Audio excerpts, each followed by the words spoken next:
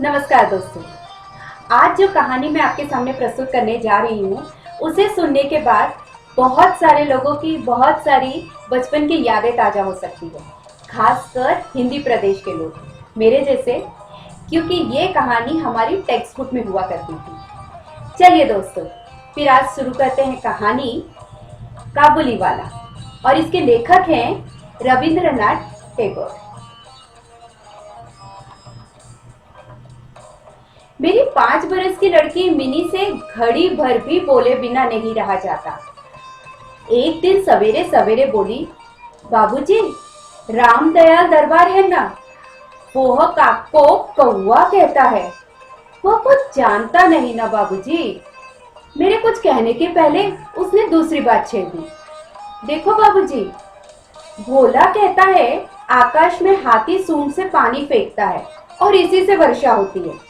अच्छा बाबूजी, भोला झूठ बोलता है ना, है ना?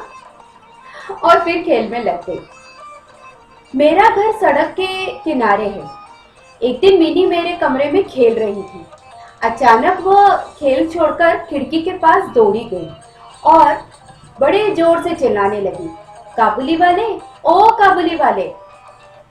कंधे पर मेवे की झोली लटकाए, हाथों में अंगूर की पिटारी लिए एक लंबा सा काबुली धीमे धीमे चाल से सड़क पर जा रहा था। जैसे ही वो मकान की ओर आने लगा, मिनी जान लेकर भीतर भागी। उसे डर लगा कि कहीं उसे पकड़ कर ना ले जाए। उसके मन में यह बात बैठ गई थी कि काबुली वाले की झोली के अंदर तलाश करने पर उस जैसे और 2-4 बच्चे मिल सकते हैं। काबुली ने मुस्कुराते हुए मुझे सलाम किया। मैंने मिनी के मन से डर दूर करने के लिए उसे बुलवा लिया। काबुली ने झोली से किशमिश बादाम निकालकर मिनी को देना चाहा, पर उसे कुछ न लिया। डरकर वो मेरे घुटनों से सिमट गई। कुछ दिन बाद किसी जरूरी काम से मैं बाहर जा रहा था। देखा कि मिनी काबुली से खूब बातें कर रही है। मिनी की झोली बादाम किशमिश से भरी हुई थी। काबुली प्रतिदिन आता रहा और उसने किशमिश बादाम देकर मिनी के छोटे से हृदय पर काफी अधिकार जमा लिया था। दोनों में बहुत बातें होती और वे खूब हंसते। रहमत काबुली को देखते ही मेरी लड़की हंसते हुए पूछती, काबुली वाले, ओ काबुली वाले, तुम्हारी झोली में क्या है? रहमत हंसते हुए कहता, हाथी।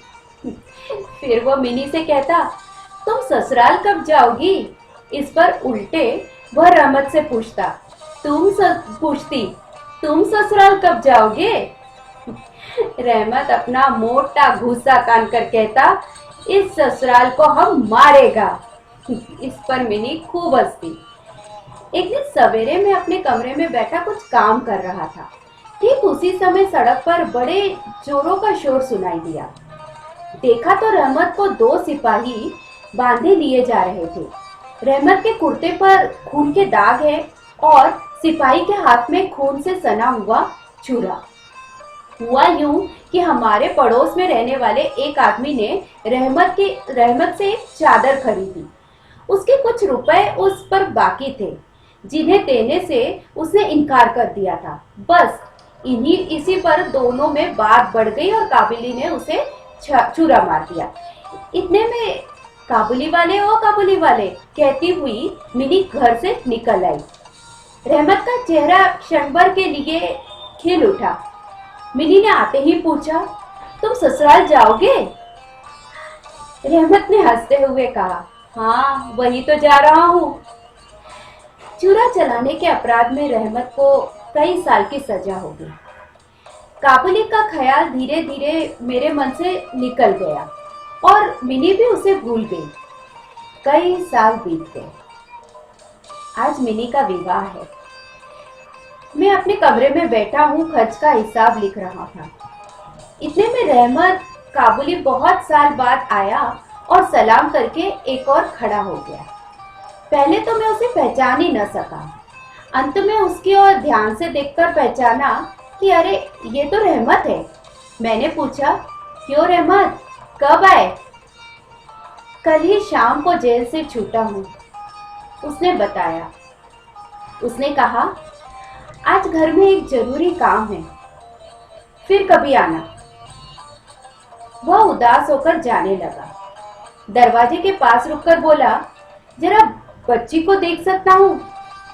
शायद उसे यही विश्वास था कि मिनी अभी भी वैसी ही बच्ची है। मैंने कहा, बहुत काम है रहमत, अभी आज उससे मिलना ना हो सकेगा। वो कुछ उदास हो गया और सलाम करके निकल गया। मैं सोच ही रहा था कि उसे वापस बुलाऊं, इतने में वो स्वयं ही लौट कर आया और बोला, वो थोड़ा सा मेवा बच्ची के लिए लाया था, दे दीजिएगा। मैंने पैसे देने चाहे पर उसने कहा, बाबूजी आपकी बहुत मेहरबानी है, पैसे रहने दीजिए। फिर ठहर कर बोला, आपकी जैसी मेरी भी एक बेटी है, मैं उसकी याद करके आपकी बच्ची के लिए थोड़ा सा मेवा लाया करता हूँ। मैं यहाँ सौदा बेचने नहीं आता। उसने कुर्ते की जेब में हाथ डालकर एक मेला कुचेला मुड़ा हुआ कागज का टुकड़ा निकाला और बड़े जतन से उसके चारों तह खोलकर दोनों हाथों से उसे फैलाकर मेरी मेज पर रख दिया। देखा कि कागज के उस टुकड़े पर एक नन्हे से हाथ के छोटे से पंजे की छाप है।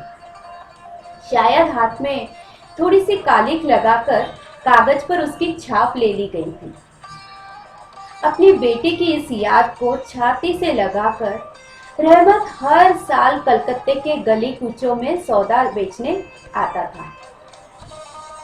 देखकर मेरी आंखें भर आई।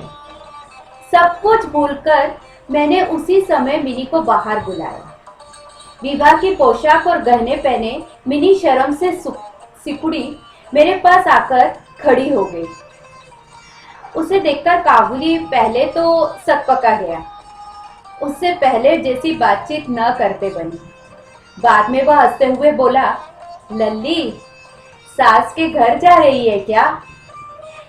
मिनी अब सास का अर्थ तो समझने लगी थी। मारे शर्म के उसका मुंह लाल हो गया। मिनी के चले जाने के बाद एक गहरी सांस भरकर रहमत जमीन पर बैठ गया और सोचने लगा। उसकी समझ में यह बात एकाएक स्पष्ट हो गई कि उसकी बेटी भी बड़ी हो गई होगी। इन 8 वर्षों में उसका क्या हुआ होगा कौन जाने। मैंने कुछ रुपए निकालकर उसके हाथ में रख दिए और कहा, रहमत तुम अपनी बेटी के पास देश चले जाओ। दोस्तों, इस तरीके की और कहानियां सुनने के लिए प्लीज सब्सक्राइब माय चैनल। और हाँ, आप भी आपकी मनपसंद कहानी मेरे साथ शेयर कर सकते हैं और मैं उसे प्रस्तुत करूंगी आपके रिक्वेस्ट पे। आप मेरे को कहानी व्हाट्सएप नंबर पे भेज सकते हैं या जीमेल पे। Thank you and please share the story. धन्यवाद।